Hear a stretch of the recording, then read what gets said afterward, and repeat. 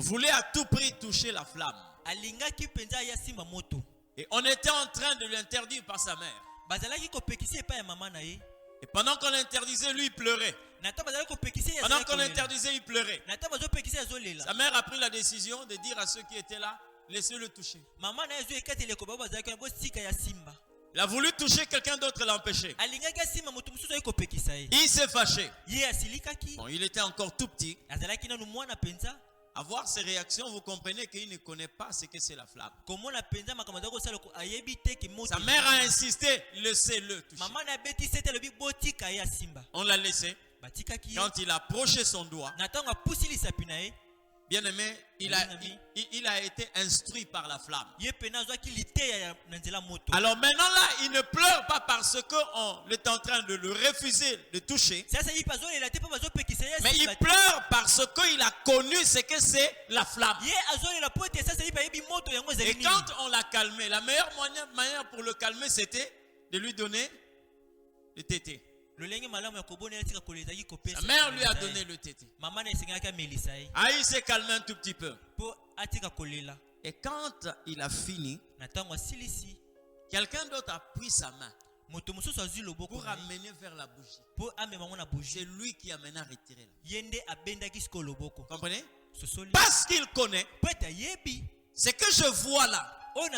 Cette flamme de couleur jaune peut faire très mal. Pendant qu'on amenait son doigt là où il voulait toucher, il est retiré sa main. Vous savez pourquoi? Parce qu'il a connu ce que c'est la flamme. Beaucoup de chrétiens aujourd'hui, on connaît le nom de Dieu, mais on ne le connaît pas. Bien aimé, le jour où tu connaîtras Dieu, on ne va pas te pousser à craindre l'Éternel. Je dis bien, on ne va pas te pousser à craindre l'Éternel. J'ai une fois dit ici, bien aimé, vous savez, un jour, j'étais en train de venir ici à l'église. J'étais seul au volant. J'ai vu une maman qui était en train d'attendre le transport. J'étais seul. Alors, elle a fait le signe comme si elle arrêtait le véhicule. Je me suis arrêté. Si vous pouvez me déposer, je dis, il n'y a pas de problème, vous allez où? Il dit non, mais vous pouvez me déposer même sur Victoire. Il est entré. Elle est entrée. On a commencé à avancer. Arrivé vers Victoire, elle me pose la question de savoir,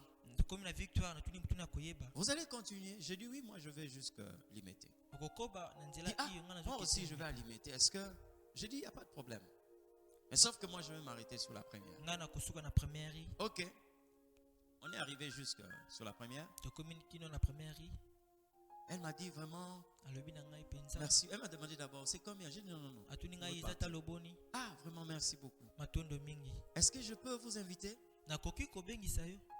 à l'église?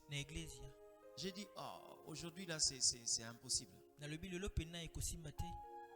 dit donc vous priez quelque part? J'ai dit oui, je prie quelque part. Votre pasteur, c'est qui? J'ai dit il s'appelle le pasteur Amos Mavou. Il est comment? Bon, je ne savais plus la réponse. Il est comment? Il a une église ici? J'ai dit oui. Il a une église ici. Il est comment? J'ai dit bon, il est jeune et tout. Ah. Mais au moins je peux vous inviter même le dimanche prochain. J'ai dit ça va être difficile. Oh, pourquoi? Vous venez seulement nous visiter. Moi j'ai plus à tel endroit. Est-ce que vous ne pouvez pas vraiment me faire grâce? Je voulais que vous puissiez venir assister au culte. Et le mercredi. Et bien aimé, tous les jours qu'elle était en train de citer, c'est les jours où on a culte. Maintenant, je me suis dit, bon, pour qu'elle ne croit pas que j'ai refusé, j'ai dit, mais en fait, moi je suis pasteur. Vous êtes pasteur? Oh, c'est vrai, papa. Bien aimé, vous savez, il était quelle heure? C'était un dimanche matin. Ça faisait 6h40 ou 45. Lorsque je l'ai fait. Quand on est arrivé ici, ça faisait 7h15 ou 20. Elle me pose la question. c'est vous le pasteur de cette église? J'ai dit oui. Elle m'a posé la question, pourquoi vous allez à l'église à cette heure-ci? Donc j'ai compris là où elle prie. Vous comprenez ce que je dis? Donc quelquefois, le pasteur s'amène à 9h, 10h. Il arrive à l'église. Je n'ai pas voulu continuer. J'ai dit non, j'ai voulu être matinal. Parce que je sais que le pasteur n'arrive pas à ces heures-là. Mais vraiment, merci beaucoup, pasteur. Merci. Mais bien aimé, vous savez pourquoi est-ce que j'aime commencer le culte? Vous savez pourquoi? Parce que j'ai eu cette grâce. Ce n'est pas parce que j'ai pris beaucoup, parce que je donne, parce que non, parce que c'est une grâce que l'Éternel m'a fait. De le voir au moins à 4 heures. Vous comprenez ce que je dis? C'est pourquoi il y a des moments où quand tu es en retraite, en prière, dis au Seigneur, je veux te voir. Le jour où tu verras Dieu, sa présence va rectifier ton comportement. Je pouvais aussi rester à la maison, faire tout ce que les autres font. Je commence la prière ici comme tout le monde. Quelquefois, j'arrive ici avant même 7h30, la prière des ouvriers. Vous savez pourquoi? Parce que j'ai vu la personne que je suis en train de servir. Il a la possibilité de retirer ta vie en une seconde. Bien aimé, dire que je connais l'Éternel, tout le monde peut le dire. Mais la véritable connaissance de l'Éternel est vue par notre comportement vis-à-vis de lui. La manière dont nous nous comportons devant l'Éternel Dieu. Alléluia. La manière dont on se comporte devant le Seigneur. J'aimerais avoir des gens comme Bartimée. Il n'a pas la vue, mais il connaît Dieu. Que d'avoir les gens qui peuvent voir, mais qui ne connaissent pas. Il suffisait seulement qu'on dise à Bartimée, c'est Jésus-Christ de Nazareth qui passe. Il n'est pas voyant. Il est aveugle. Mais quand on lui dit Jésus de Nazareth passe, mais c'était normal que Bartimée puisse dire Jésus de Nazareth ait pitié de moi. Mais il appelle fils de David. On lui parle de Jésus, mais il invoque le fils de David. Alléluia. Parce que quand vous voyez même la visitation de l'ange, personne n'a donné ce nom-là. L'ange a parlé d'Emmanuel. L'ange a parlé de Jésus. Mais qui a parlé du fils de David? Où est-ce que Bartimée a trouvé ce titre-là? Ça, c'est des gens qui sont au-delà de ce que tout le monde connaît. Il a la révélation du fils de Dieu. Vous le voyez là mendier parce qu'il n'a pas encore rencontré celui que lui connaît. Amen. Mais il y a des gens qui voyaient Jésus, mais qui sont restés dans le ténèbre de leur vie. Mais quelqu'un qui était dans les ténèbres de la vision, mais qui connaissait Jésus, quand il a entendu parler de Jésus, il n'a pas voulu l'invoquer comme ceux-là qui lui avaient informé. Vous connaissez la révélation du fils de David? Parce que Bartimée est un juif. Il sait que dans le combat de juifs, ils ont toujours des leaders qui se dressent contre eux. Alors il se rend compte que lui aussi a un géant dans sa vie. Pour affronter un géant, on n'a pas besoin du roi qui est là. Hérode ne peut pas affronter Goliath. Il est comme Saül, malgré sa couronne, ne pouvait pas tenir tête à Goliath. Mais Bartimée se rend compte. Lorsque Goliath est là, ne cherchez pas Saül, mais il faut chercher David. Mais à cette époque-là, David n'est plus. Mais Bartimée sait que le fils de David est venu. Jésus-Christ. Lui, il est capable de vaincre les Goliaths de sa vie. C'est comme ça qu'il élève la voix et il écrit, fils de David, aie pitié de moi. écoutez-moi très bien. Jésus a utilisé l'ange pour donner le nom à Marie. Il a utilisé les anges pour informer les bergers. Il a utilisé les anges pour informer les mages. Dites-moi un peu. Vous savez pourquoi Jésus n'a pas répondu à la première appel ou au premier appel de Bartimée? Vous savez pourquoi? Parce que Jésus marchait toujours devant la foule. Donc il était censé voir Bartimée le premier. Là où il passait, Bartimée était là. La Bible dit au bord du chemin. Jésus était en train de passer. Mais il a vu Bartimée. Mais il est passé. Et quand il passe, écoute-moi très bien. Le Jésus dont je parle, ce n'est pas celui qui t'entend lorsque tu cries. Mais il est celui qui entend les cris les plus profonds du cœur. Donc même quand il passe Bartimée là, il sait connaître les cris de Bartimée. Mais Jésus est passé. Et quand il passe, Bartimée crie: Fils de David, aie pitié de moi. Jésus ne s'est pas arrêté. Mais je vous affirme que Jésus avait entendu. Vous savez pourquoi il continue à marcher? Parce que Jésus voulait qu'un plus grand nombre connaisse ces noms-là. Parce que la Bible dit ceci. Quand il dit Fils de David, aie pitié de moi, les gens le faisaient taire.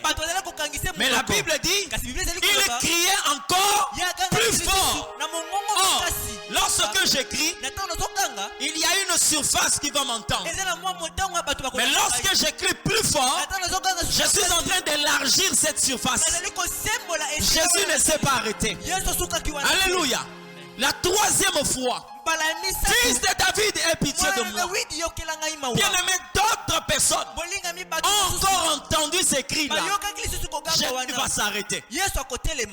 Jésus s'arrêta. Donc un grand nombre de personnes avaient connu que Jésus est le fils de David. Qui leur a fait savoir? L'ange a utilisé un aveugle, mais parce qu'il connaissait Dieu. Bartimée. Amen. Ton comportement, ta conduite va justifier réellement si tu connais Dieu.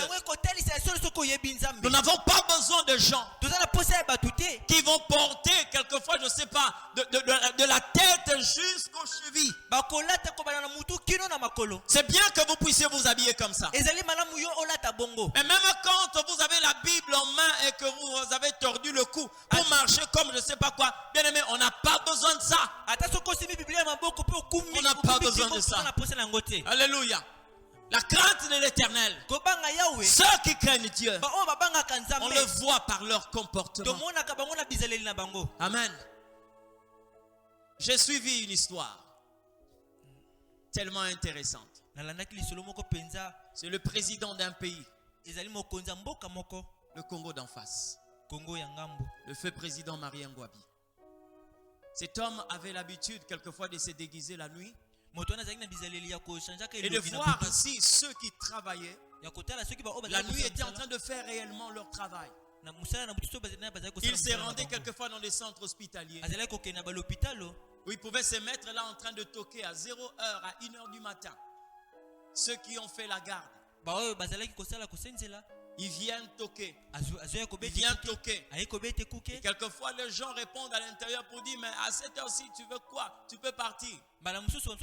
Cherche ailleurs.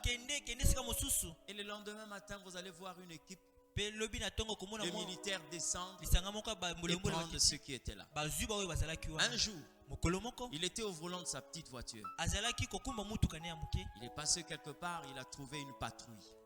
Des gendarmes. Messieurs, présentez-vous. Tellement qu'il était déguisé. Carte rose. Bon, là-bas c'est la carte grise. Carte grise,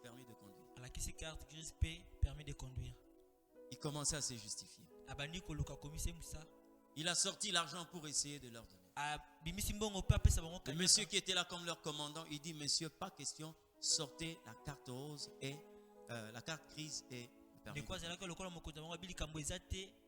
Il a essayé, pas moyen. Il dit non, si c'est comme ça, on va vous embarquer. Tellement qu'il avait baissé la vitre un tout petit peu pour qu'il ne puisse pas. Bon, il était en feutre et tout. Alors à un certain moment, il dit, ces gens vont me retenir ici jusqu'au matin, ça va être grave ici. Il fait descendre la vitre et il appelle leur chef. Et quand le chef arrive, il regarde très bien, il se rend compte, c'est le président. Il commençait à trembler, toute l'équipe, il dit non. Félicitations. Félicitations. Le pays a besoin de tels militaires. Il a pris tout ce qu'il pouvait prendre comme coordonnées et il est parti. Bien aimé, quelquefois lorsqu'on est en train de tenir tête contre le Seigneur parce qu'on ne le connaît pas,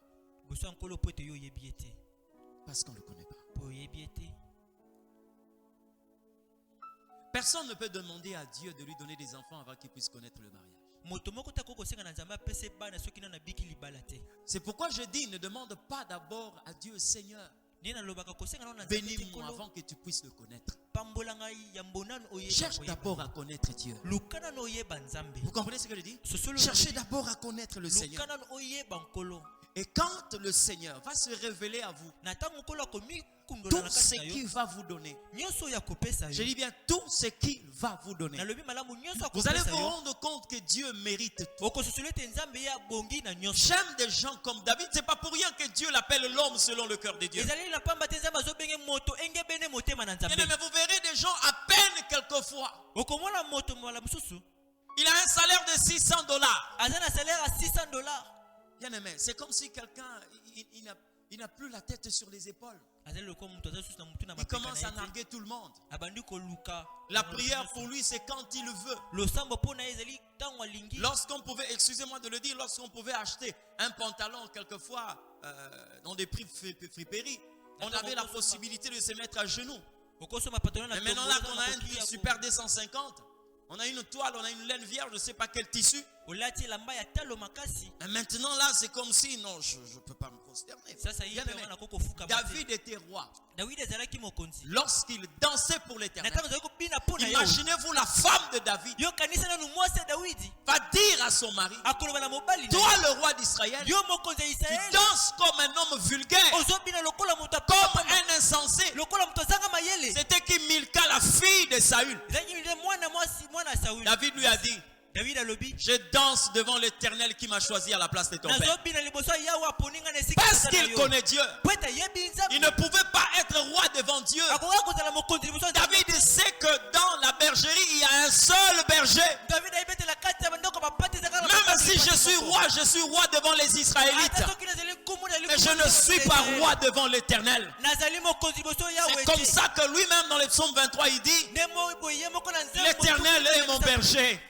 Où est-ce que David est en train de se placer? Il se considère comme une brebis. Se considère comme une brebis. Alléluia. Ouais. Des gens qui connaissent l'Éternel, leur crainte émane de la connaissance qu'ils ont de Dieu. Alléluia. La crainte de Dieu. Un sujet aujourd'hui oublié dans les églises. Vous verrez des gens, lorsqu'on est encore sur le banc de l'école, on peut arriver à l'école même avant la sonnerie. D'accord? Mais quand il s'agit de l'Éternel, il a posé la question de savoir si je suis Dieu, où est l'honneur qui m'est dû. C'est vrai que tous ceux qui, quelquefois, nous sommes en retard à l'église, quelquefois, ce n'est pas voulu parce qu'on a quelquefois de tâches, on tombe sur les embouteillages et tout, c'est vrai. Dieu connaît. Mais il y a des ceux qui ont pris ça comme une seconde habitude, comme une seconde nature. Amen. Donc, cette personne, quelles que soient les années, quel que soit le mois, C'est Dieu qui doit l'attendre. Mais lui ne peut pas attendre Dieu. Écoutez ce que la Bible dit. Heureux l'homme qui craint l'Éternel. Heureux l'homme qui craint l'Éternel.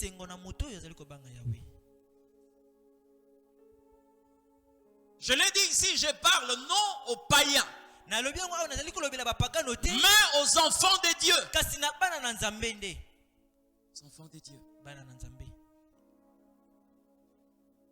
Un jour, j'étais à Pointe-Noire. C'est une maman qui faisait partir d'une église sœur, qui était dans une chorale. Les gens n'ont pas compris comment est-ce qu'elle s'est amenée avec des sandales différentes, changer couleur. Ici le Moussouniabata, il y avait une sandale, une sandale comment est-ce que vous appelez ça? Des sandales d'âme. Elle est venue comme ça, les gens commençaient à la regarder. Ça c'est quelle habillement, ça c'est quelle habillement. Bien aimé, c'était à l'occasion d'une répétition de leur chorale. La maman dit à sa fille, dès qu'il est 15 heures, réveille-moi. Leur répétition commence à 15 heures. Ils commencent à 15 heures. Ils ont 45 minutes d'intercession. 15 minutes de partage. 16 heures, la répétition commence. 16 heures, il dit à sa fille, réveille-moi à 15 heures. Parce qu'elle se rend compte que le temps de s'apprêter et de quitter la maison jusqu'à l'église, elle viendra trouver déjà, la chorale commence déjà à répéter des la, des si, les do, les mi, fa et tout ce que vous connaissez là. Parce que pour elle, commencer la répétition à 15 heures, c'était trop. Et vous savez quoi? Dans la chorale, elle n'était pas seule. Il y avait plusieurs personnes aussi comme ça. Si bien que le dirigeant s'est retrouvé quelquefois seul avec un frère ou une autre sœur. C'est vers 16 heures que les autres commençaient à venir et on commence la répétition. Maintenant, pendant qu'elle se repose, attendant que 15 heures, et sa fille vient la réveiller, donc elle a commencé son sommeil vers 14 heures et quelques. Elle est emportée dans le songe. Dieu l'amène à l'église. Elle se retrouve dans leur église. Dieu la met en face de l'horloge de l'église. Là où ils avaient mis l'horloge de l'église. Elle était en train de regarder, il n'y avait aucune voix. Elle ne voyait que l'aiguille. 14h45, 14h50, 55. Et à un certain moment, elle voit le tôle disparaître. Il n'y avait plus la toiture. Alors, elle dirige maintenant ses yeux vers le haut. Oh, mais ça c'est quoi? Elle voit les anges qui descendent avec des cadeaux en main, de dons. Ils sont descendus 14h55. Dès qu'il était 15h, personne à l'église. Non, il n'y avait qu'une seule personne. Leur dirigeant qui était en train de prier. Un ange qui est allé vers lui, il a déposé un cadeau. Tous les autres qui étaient là avaient leur cadeau en main. Dès qu'il était 15 heures, tous les anges sont répartis avec. Bien aimé, elle s'est réveillée en cascade. Sa fille lui pose la question. Mais maman, quelle répétition? Oh, maman, t'as là, on l'a dit la gomme. Bien aimé, elle est partie en courant. Quand elle arrive à l'église, elle était la troisième personne. Essoufflée. Déjà, il y avait beaucoup de poussière. Elle arrive. 15h20. 15h20. Biso tozo sambela. Bango bazo sambela, mais on entend là-bas. Et les gens croient peut-être que ouais, autour ça le kobote maman, ça ça. Bien aimé, elle se répand. C'est pas parce qu'elle a commis l'impudicité, mais elle a compris réellement ce qui se passe. Bien aimé dans le Seigneur, faites attention. Je le dis. Quand quelqu'un craint l'Éternel, vous ne craignez pas l'Éternel pour Dieu, mais vous craignez l'Éternel pour vous-même. Regardez ce que la Bible dit dans la suite. Celui qui craint l'Éternel, sa postérité est puissante sur la terre. On peut aujourd'hui avoir un compte en banque pour les enfants. Vous avez un compte bloqué. Mais sachez-le bien, la meilleure manière de rassurer sa progéniture, c'est de marcher dans la crainte de Dieu. Vous pouvez avoir des enfants riches, mais qui ne vont pas être craints sur la terre. Je vous assure, bien aimé, David, Saoul plutôt était roi. Mais les démons qui venaient le tourmenter n'avaient pas peur de sa couronne. Vous pouvez avoir des enfants qui deviennent des généraux, des hommes d'affaires, des femmes d'affaires, des femmes de ministres, de députés. Mais bien aimé, quand la Bible dit que sa postérité sera puissante sur la terre, il y a un autre domaine. Il y a le spirituel et il y a le matériel. Si Pharaon pouvait élever Joseph, c'est parce qu'en lui il y avait la sémence d'une domination qui avait sa source dans le spirituel. Et si vous voyez quelqu'un comme Joseph régner dans une nation étrangère, une nation idolâtre, c'est parce que il avait des aïeux qui ont marché dans la crainte de l'Éternel. Parmi eux, il y avait Abraham. Il y avait Isaac. Son père Jacob marchait dans la crainte de l'Éternel. Bien aimé, vous qui êtes ici, vous êtes parents. Votre comportement peut affecter en mal ou en bien vos descendants. La manière dont vous vous comportez devant l'Éternel. Je veux parler ici sur certaines personnes. Vous êtes au service de Dieu. C'est bien. Je vous encourage de servir l'Éternel. Mais la manière de servir Dieu, ce n'est pas vous qui l'a déterminé. C'est pas vous qui l'a déterminé. Amen. C'est Dieu qui détermine comment vous devez le servir. Et toute façon que vous développez pour servir Dieu en dehors de sa manière établie, je vous assure déjà que le Seigneur Dieu ne vous a pas demandé de faire des bonnes choses. Oui, Dieu ne vous a pas demandé de faire des bonnes choses. Ça va vous étonner, hein? Dieu ne vous demande pas de faire des bonnes choses, mais il vous demande de faire ce qui est fidèle. Il y a une différence entre ce qui est bon et ce qui est fidèle. Vous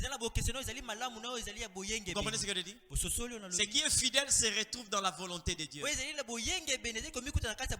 Tu peux aujourd'hui avoir la pensée de prier pendant ce temps que le ciel t'attend à aller visiter les malades. Prier n'est pas mauvais. Tu fais quelque chose de bien, mais Dieu t'attend dans ce qui est fidèle. C'est-à-dire, si Dieu m'attend à aller visiter les malades et que je me mets à prier, j'ai désobéi à la volonté de Dieu. C'est comme ça que Samuel dit à Saül: l'obéissance vaut mieux que le sacrifice. Parce que tu peux te sacrifier là où l'Éternel attend que tu puisses obéir. Mais là où on n'a pas respecté la pensée du Seigneur, quel que soit ce que vous avez fait, je l'ai dit, vous pouvez encore le noter. Toute excuse dans les choses de Dieu est considérée comme une désobéissance. Amen. Je me rappelle un jour, j'avais très mal à la dent. Très mal. Pasi makasi. Mais le Seigneur me dit, je t'envoie quelqu'un, tu vas prier pour lui. Seigneur, j'avais très mal. Très mal. J'entends là-bas. Oui, entrez. La personne est entrée. Ah, papa est là. Maman dit oui, elle est là. Il est là. Elle est entrée. On a parlé malgré moi. Elle aussi est venue avec une maladie. Papa, je me sens pas bien. Et moi, le Seigneur m'a mis à cœur que je vienne que vous puissiez prier pour moi. J'ai des douleurs atroces. On va prier. On a prié. Amen, amen. Avec négligence, je veux nous aider à prendre des décisions qui peuvent bâtir notre vie. Vous êtes ici, vous êtes en train de servir l'Éternel. Écoutez-moi bien. Lorsque vous mettez la négligence dans le service, la Bible dit quoi? Vous serez comment? Vous serez maudit. On n'a pas dit malheur à celui qui sert l'Éternel avec négligence. Mais on a dit maudit soit celui qui sert, qui fait l'œuvre de l'Éternel avec. Maintenant, je vais avec vous lire un texte de la Bible. La malédiction, comme la bénédiction, n'agit pas sur la personne seulement concernée. Jamais. Lorsque moi je m'engage à servir l'Éternel, même si je suis seul, j'engage les générations. Vous comprenez? C'est comme ça que quand Abraham sert l'Éternel, Dieu dit à Abraham, je te bénirai, toi et ta postérité. Mais c'est Abraham qui sert l'Éternel. Je l'ai dit ici le mercredi. Regardez la pertinence de cet acte que va poser Abraham. Il vient donner la dîme à Melchisedec. C'est lui qui a donné la dîme. C'est ça, non? Maintenant, lorsque le Saint-Esprit vient dans la vie des apôtres, par l'apôtre Paul, l'apôtre Paul révèle ce qui s'est passé ces jours-là. Il dit quoi? Pendant qu'Abraham donnait la dîme à Melchisedec, les Lévites étaient dans ses reins. Vous avez déjà lu ça? Les Lévites étaient dans les reins d'Abraham. Or, Lévi n'est pas le fils d'Abraham directement, mais c'est l'arrière-petit-fils d'Abraham. Abraham a eu Isaac. Isaac a eu Jacob. Jacob a eu Lévi et ses frères. Mais la Bible dit, si les Lévites aujourd'hui prélèvent la dîme, c'est parce que quand leur père Abraham donnait la dîme à Melchisedec, ces Lévites-là étaient dans les reins d'Abraham. Lévi, troisième génération après Abraham. Maintenant, imaginez que ce jour-là, Abraham avait désobéi à l'Éternel. Qu'est-ce qui allait se passer? Cette malédiction n'allait pas frapper seulement Abraham, mais ça allait frapper aussi des générations futures. C'est comme ça quand vous lisez.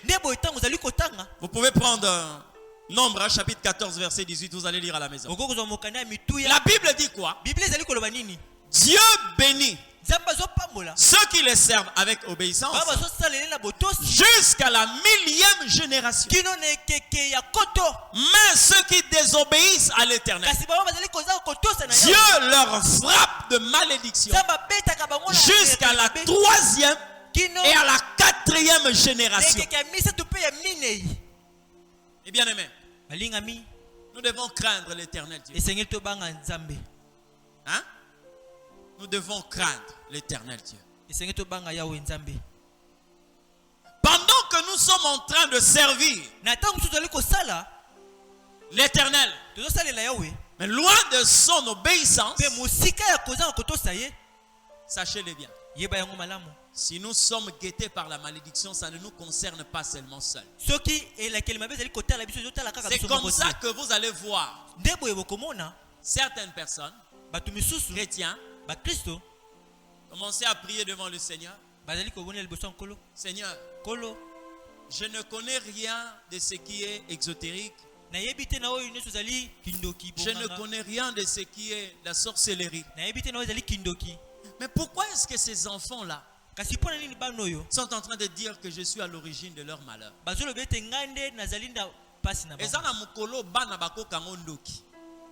Toi-même consciemment, tu sais que tu n'es pas un sorcier. Vous savez comment est-ce que ces enfants-là sont arrivés à vous considérer comme un sorcier?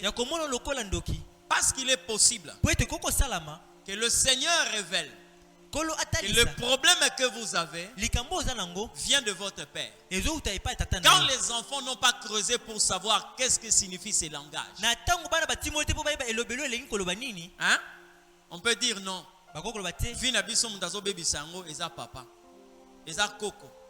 Or, le grand-père ou le père, son problème n'était pas qu'il est sorcier, mais il a eu à marcher contrairement à la volonté de Dieu. Il a été frappé d'une malédiction qui est en train de se propager parmi ses descendants. Vous comprenez? Le problème il a été désobéissant vis-à-vis de la volonté de Dieu. Et cette malédiction commence à frapper ses descendants. Et dans un langage ouvert, le Seigneur peut révéler que votre problème est entre les mains de tels.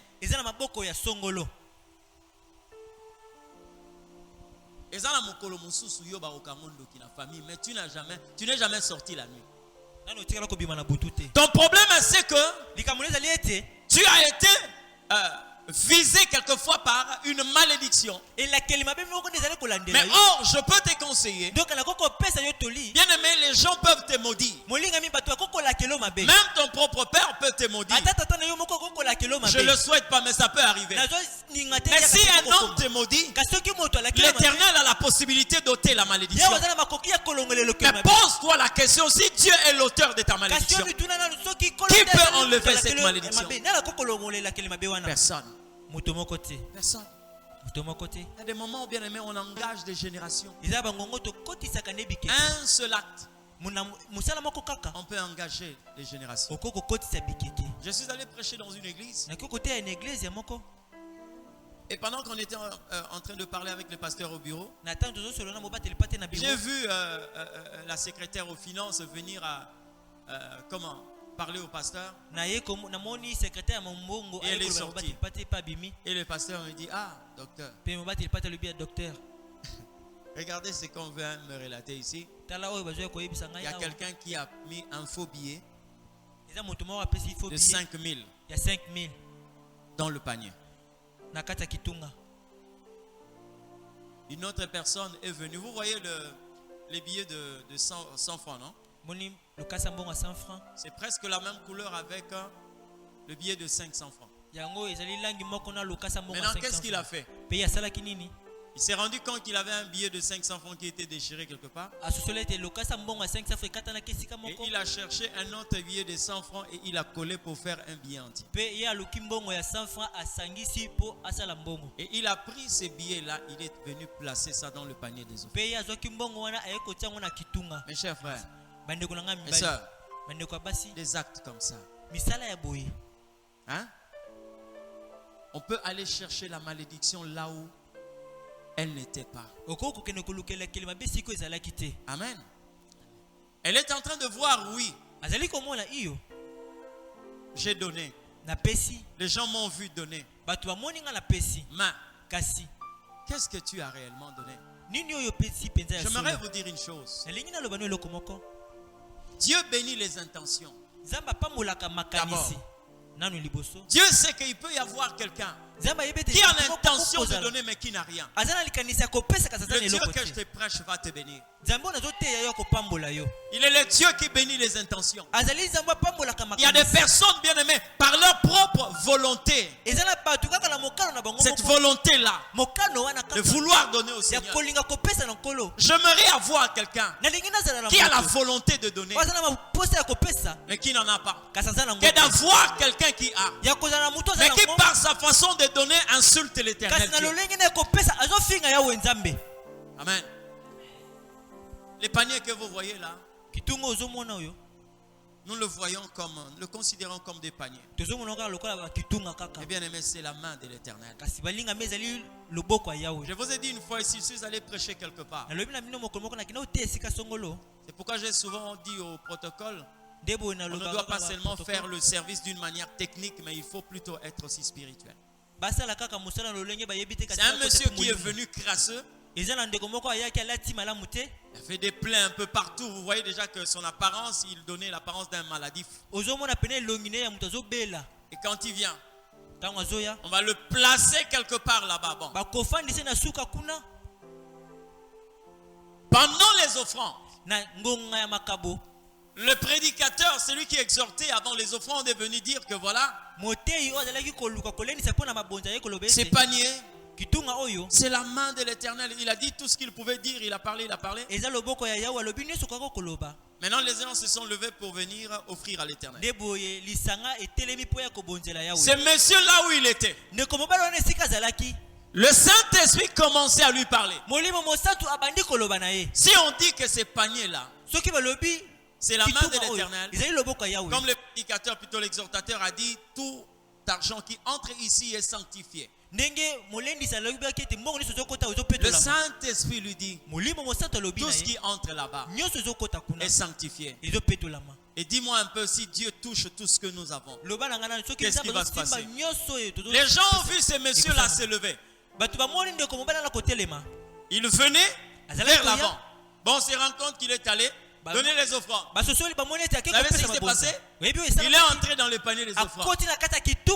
Il entre dans le panier des offrandes. Et quand les protocoles ont vu ça, ils ont couru, ils ont sorti les messieurs. On l'a mené derrière, on commençait à prier contre, je ne sais pas l'esprit de quoi. Nous arrachons les finances de l'église et tout. Donc on l'a considéré comme un sorcier. Il s'est tué, finalement il est parti. Quelques semaines après, ses frères là revient. Il revient. Bien habillé. Et il a demandé s'il pouvait témoigner. Et pendant le temps de témoignage, il est passé. L'église Shalom, Shalom. Je m'appelle tel. Je viens témoigner ce que le Seigneur a fait pour moi. Bon, les gens étaient en train de voir, hein, déjà 4 semaines passées. Bon. Il dit, j'étais venu ici un dimanche. On était en train de prêcher pendant les offrandes. Je suis venu rentrer dans le panier. Tout le monde a sursauté. C'était le frère là. Il dit, vous allez m'excuser parce que j'ai saisi une parole que l'exhortateur était en train de dire. Il dit que le panier était la main de l'Éternel. Moi, j'ai été atteint du sida. Il a montré ses premiers résultats. Séropositif. Il dit, mais lorsque le prédicateur était en train de dire ça, j'ai entendu une voix qui me dit, si l'argent qui entre dans le panier touche la main de Dieu et cet argent est purifié, et ça commence à servir l'Éternel, toi aussi, si tu te donnes à l'Éternel, il va te sanctifier même pour que tu le serves. Je suis venu devant, je suis entré dans le panier, je me disais au fond de moi, je n'ai pas l'argent pour te donner, Seigneur, mais je te donne toute ma vie. C'est vrai que les gens n'ont pas compris ces gestes. On est venu me sortir du panier. Je suis rentré à la maison. J'ai commencé à sentir une certaine amélioration dans ma santé. 2 semaines après, j'ai fait un rêve. J'ai été convaincu que je devais aller faire les examens. J'ai attendu la 3e semaine. Je suis allé faire les examens.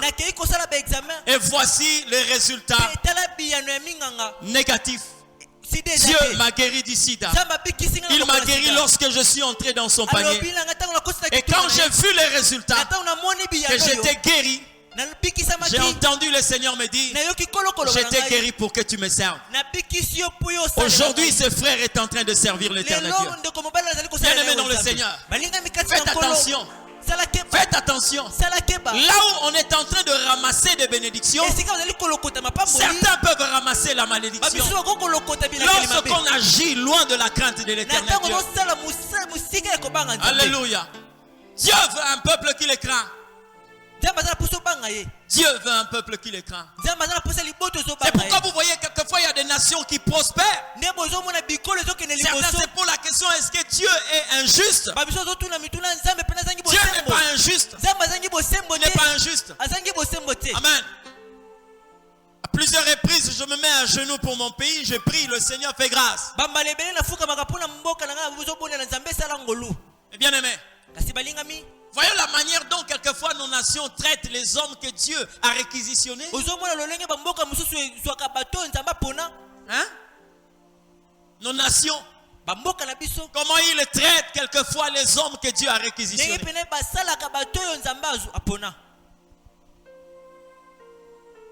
Mais d'autres nations. Il y a un pasteur qui est allé aux États-Unis pour une conférence. États-Unis pour la conférence. Il est en train de nous expliquer, il dit, je suis arrivé et j'avais un petit problème. Il y avait une erreur dans le document qu'il présentait au niveau de la migration. Alors ils étaient en train de regarder.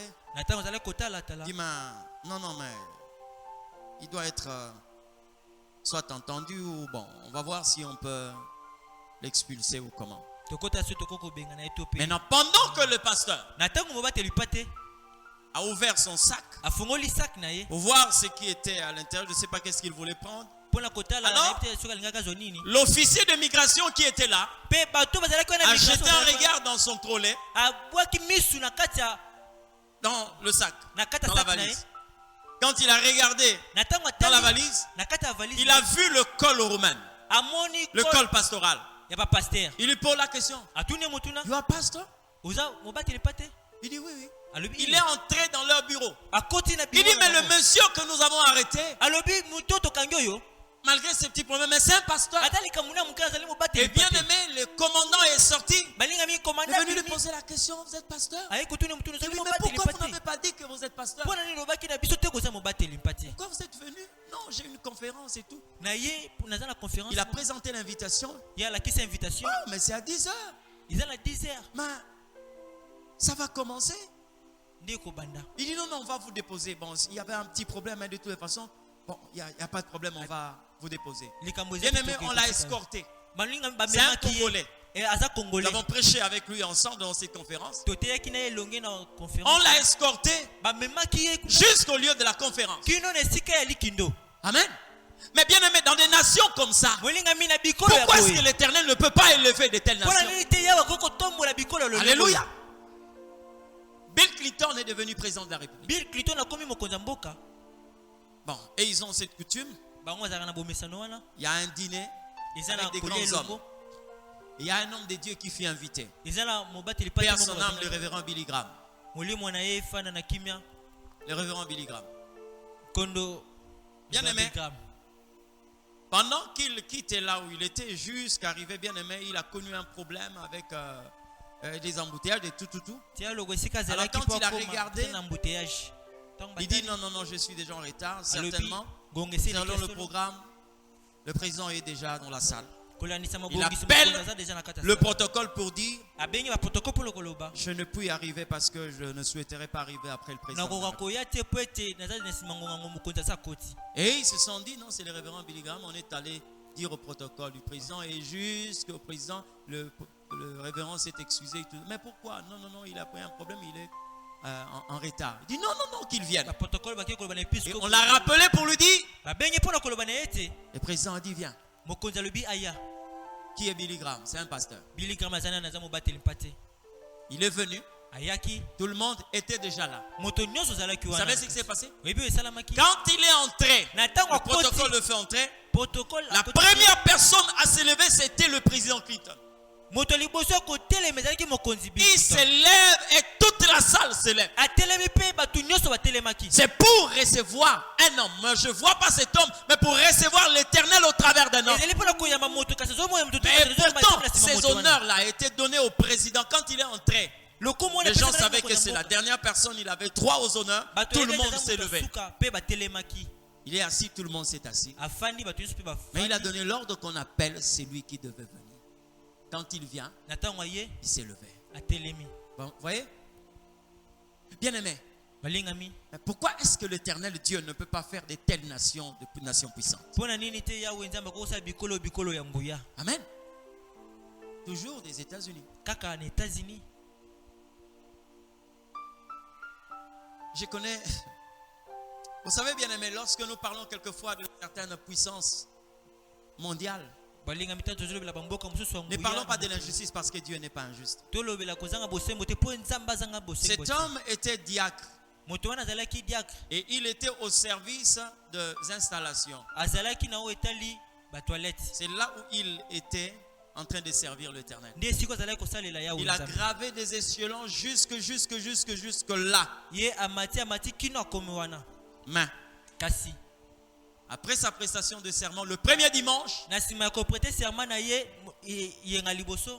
arrive à l'église. Et quand le pasteur arrive, il se rend compte qu'il y a les agents de FBI et tous les agents de la sécurité, les services d'intelligence. Il s'est dit, bon, peut-être qu'aujourd'hui, il va venir. C'est comme ça qu'ils ont pris position et tout. Il entre, il trouve certaines personnes là dans son bureau, toute l'église, les ouvriers et tout. Et on lui dit que non, il est venu. Le frère qui est devenu présent, il est venu. Il est entré dans les installations. Le pasteur s'est dit qu'il est en train peut-être de se soulager. 5 minutes, 10 minutes, 15 minutes, il ne sort pas. Il voulait quand même savoir, mais bon. Oui. Et le pasteur se rapproche un peu. Il voit là, il est en train de lorgner un peu. Il voit un homme en costume avec des gants et une raclette en train de nettoyer. Alors il ouvre la porte, il dit, mais vous ne pouvez pas faire ça. Mais vous êtes déjà à un niveau très élevé. Il dit au pasteur, non, c'est ici que l'Éternel m'a pris. Je suis président des États-Unis, mais je ne suis pas président devant l'Éternel. La crainte de l'Éternel Dieu. La crainte de Dieu. Nous voulons une église des gens qui craignent l'Éternel. Des gens qui craignent l'Éternel. Même quand le Seigneur va commencer à t'élever, ta tête sera dans les nuées, mais tes genoux à terre. Tu vas atteindre les sommets, mais tes genoux seront toujours à terre. Célébrer le Seigneur. Amen. Aujourd'hui, tu es capable de venir déposer quelquefois un don ici. Je ne te souhaiterais pas que demain, quand tu te rends compte que non, oui, je pouvais amener, je ne sais pas, une chaise à l'église, c'est mon don. Et maintenant là que tu as une certaine dimension de vie, un positionnement, et que tu dis au pasteur, est-ce que vous envoyez quelqu'un venir prendre la chaise? Mais c'est toi qui as amené la chaise à l'église. C'est toi qui as mené la chaise à l'église. Qu'est-ce qui a changé? Amen. Qu'est-ce qui a changé? Craignons l'Éternel Dieu. Marche dans la crainte du Seigneur. La Bible dit, la justice s'élève et la lumière s'élève dans la maison des hommes droits. Ceux qui craignent l'Éternel ne seraient jamais dans le ténèbre, mais la lumière sera présente. Il y a un bonheur lorsque on craint Dieu. Amen. Lorsqu'on craint l'Éternel. Faites ce que l'Éternel Dieu vous demande de faire. Marchez selon qu'il veut que vous puissiez marcher. Dieu vous bénira. J'ai souvent dit aux serviteurs ici, il y a une voix que j'ai entendue au début lorsque le Seigneur Dieu m'a appelé. Il m'a dit ceci, serre-moi, je veux te récompenser. Serre-moi, c'est à moi de te récompenser. Cette voix-là résonne dans mes oreilles jusqu'aujourd'hui. Il y a bien de personnes quelquefois qui me reprochent cela. Pourquoi ici il n'y a pas un panier pour le pasteur? Pourquoi ici? Pourquoi ici? Bien aimé, je ne peux pas faire ce que vous voulez. Je veux faire ce que l'Éternel veut. Le travail que je fais, je le fais pour moi et pour des générations, tant des enfants spirituels aussi des enfants biologiques. Il m'a dit, ne regarde pas ces paniers. Vous avez votre caissière. Ne regarde pas ces paniers. Serre-moi. Je veux te bénir. Je n'aimerais pas un jour servir l'argent. Je veux servir Dieu. Amen. Et il donne au-delà. À plusieurs reprises, il m'enseignait ça. J'ai parti prêcher dans un pays. Un séminaire de 3 jours. J'ai prêché. À la fin, les gens ont amené les enveloppes. Ils ont déposé les enveloppes dans les paniers. Ils ont récolté tout l'argent. Dieu m'est témoin de ce que je suis en train de vous dire. La personne qui était responsable du protocole dit à la femme du pasteur que je préfère prendre toutes les enveloppes et remettre au prédicateur. Elle dit non, non. Ça, ce sont les enveloppes qu'on avait distribuées il y a longtemps. La dame lui dit non, maman. Les enveloppes qu'on a distribuées pendant le séminaire pour le docteur, on avait mis des cachets. Non, mais ça seulement au bureau. Ils ont pris une somme. Imaginez. Ils ont mis dans l'enveloppe, ils m'ont remis la somme. J'ai pris, on a prié, je bénis l'Éternel. Je suis rentré. Arrivé là où j'étais, j'ai ouvert l'enveloppe, j'ai sorti l'argent.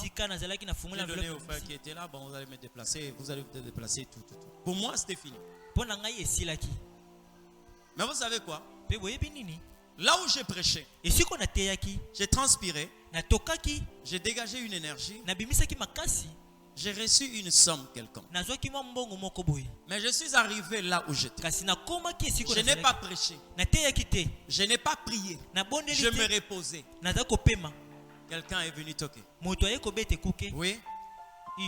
Ah, pasteur, je voulais vous rencontrer. On a prié. Et à la fin, il dit, j'avais un plus pour vous, le Seigneur m'a mis à cœur de vous déposer. Bien aimé, il a laissé l'enveloppe, on a prié, il est parti. Je suis resté, je crois, vraiment 1 heure du temps, je me suis souvenu, j'ai pris cette enveloppe, j'ai ouvert. Ce que j'avais trouvé à l'intérieur. Donc, si je pouvais imaginer, l'argent que je pouvais avoir là-bas, c'était multiplié au moins par 15. Mais je n'ai pas prêché. Vous voyez comment est-ce que Dieu paye quelqu'un? Mais entre-temps, Dieu leur envoie une prophétesse dans cette église. Le mercredi, c'était un mercredi, dit au pasteur. Dieu m'a dit qu'il y a un homme de Dieu qui est passé ici. Vous avez posé un acte que Dieu n'a pas aimé. Il va vous assécher. Bien aimé, c'était une église au moins de 200 personnes. 2 mois suffisaient pour que le culte de dimanche commence à une participation de 18 personnes. Le pasteur est revenu me voir avec une enveloppe. Il a écrit l'offrande du pardon. J'ai dit non. Moi je sais que le pardon est gratuit. S'il y a un mauvais acte, demandons seulement la miséricorde de Dieu. Mais parler d'une offrande de pardon, non. Je n'ai jamais vu ça dans la Bible. Je n'aimerais pas prendre une somme d'argent qui veut me mettre la corde au cou. J'ai des enfants, j'ai une vie. J'ai un Dieu. Non, docteur, j'ai dit non. Pas ça. Si vous reconnaissez l'acte, nous allons seulement prier parce que le pardon est gratuit. Et bien aimé, craignez l'éternel Dieu. Marchez dans la crainte ici. Ce matin, j'aimerais prier avec quelqu'un. J'aimerais prier avec une personne. C'est une invitation que l'Éternel est en train de te tendre. Il veut te voir marcher dans sa crainte. Et si tu sais, bien aimé, que tu as mis en toi la négligence dans ta vocation, répare avec le Seigneur ce matin. Si à maintes fois tu as entendu sa voix, mais tu fais la sourde oreille, répare avec l'Éternel Dieu. Ce matin, tu peux dire au Seigneur, accorde-moi la grâce de marcher dans ta crainte. Ne sois pas un parent qui va ouvrir une porte de malédiction pour des générations, mais sois une source de bénédiction pour tes descendants. Tu laisses le temps de prier. Dis au Seigneur,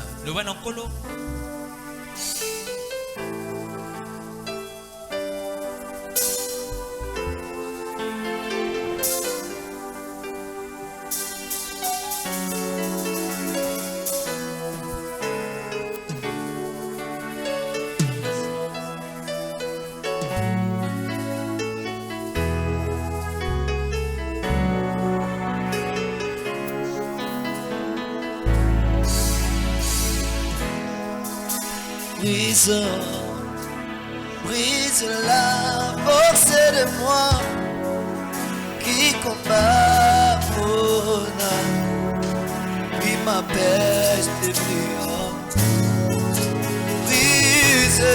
Brise-moi, brise la force de moi qui combat mon âme. Oh, brise-moi.